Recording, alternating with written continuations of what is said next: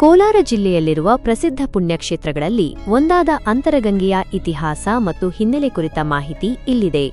ಪೌರಾಣಿಕ ಹಿನ್ನೆಲೆ, ಮೆಥೊಲಾಜಿಕಲ್ ಸಿಗ್ನಿಫಿಕೆನ್ಸ್. ದಕ್ಷಿಣ ಕಾಶಿ, ಅಂತರಗಂಗೆಯನ್ನು ದಕ್ಷಿಣ ಕಾಶಿ ಎಂದು ಕರೆಯುತ್ತಾರೆ. ಪರಶುರಾಮ ಮತ್ತು ಜಮದಗ್ನಿ. ಈ ಬೆಟ್ಟವು ಪರಶುರಾಮ ಮತ್ತು ಅವರ ತಂದೆ ಜಮದಗ್ನಿ ಋಷಿಗೆ ಸಂಬಂಧಿಸಿದೆ ಎಂದು ನಂಬಲಾಗಿದೆ.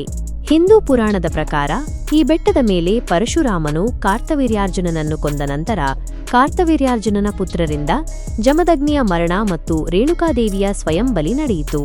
ಪರಶುರಾಮನು ಕ್ಷತ್ರಿಯರನ್ನು ನಿರ್ಮೂಲನ ಮಾಡುವ ಶಪಥವನ್ನು ಇದೇ ಬೆಟ್ಟದ ಮೇಲೆ ಮಾಡಿದರು ಎಂದು ಹೇಳಲಾಗುತ್ತದೆ. ಗಂಗಾ ಮೂಲ. ಇಲ್ಲಿನ ಕಾಶಿ ವಿಶ್ವೇಶ್ವರ ದೇವಾಲಯದಲ್ಲಿರುವ ಬಸವನ ನಂದಿ ಬಾಯಿಂದ ನಿರಂತರವಾಗಿ ಹರಿಯುವ ನೀರು ಪವಿತ್ರ ಗಂಗಾ ನದಿಯ ಮೂಲ ಎಂದು ಭಕ್ತರು ನಂಬುತ್ತಾರೆ. ಈ ನೀರಿಗೆ ರೋಗಗಳನ್ನು ಗುಣಪಡಿಸುವ ಶಕ್ತಿ ಇದೆ ಎಂಬ ನಂಬಿಕೆಯೂ ಇದೆ. ಐತಿಹಾಸಿಕ ಅಂಶಗಳು, ಹಿಸ್ಟಾರಿಕಲ್ ಆಸ್ಪೆಕ್ಟ್ಸ್. ದೇವಾಲಯದ ಕಾಲ. ಇಲ್ಲಿನ ಕಾಶಿ ವಿಶ್ವೇಶ್ವರ ದೇವಾಲಯವು ಪ್ರಾಚೀನವಾದುದಾಗಿದೆ.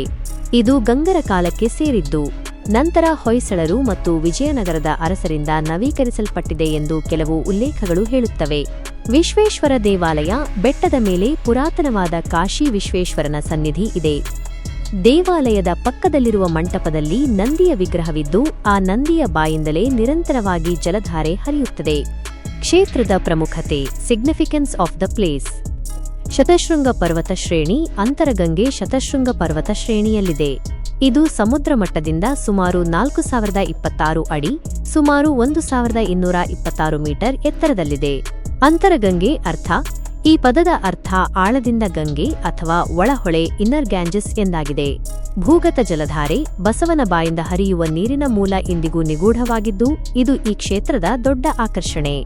ಸಾಹಸ ಚಟುವಟಿಕೆಗಳು. ಧಾರ್ಮಿಕ ಕೇಂದ್ರದ ಜೊತೆಗೆ ಅಂತರಗಂಗೆ ಬೆಟ್ಟವು ಚಾರಣ, ಟ್ರೆಕ್ಕಿಂಗ್, ಪರ್ವತಾರೋಹಣ ಮತ್ತು ನೈಸರ್ಗಿಕ ಗುಹೆಗಳ ಕೇವ್ಸ್ ಅನ್ವೇಷಣೆಗೆ ಪ್ರಸಿದ್ಧವಾಗಿದೆ. ಸಾರಾಂಶವಾಗಿ, ಅಂತರಗಂಗೆಯು ತನ್ನ ಪುರಾತನ ದೇವಾಲಯ, ನಿಗೂಢ ಜಲಧಾರೆ ಮತ್ತು ಪೌರಾಣಿಕ ಹಿನ್ನೆಲೆಯಿಂದಾಗಿ ಧಾರ್ಮಿಕ ಮತ್ತು ಸಾಹಸಪ್ರಿಯರಿಗೆ ಮಹತ್ವದ ತಾಣವಾಗಿದೆ.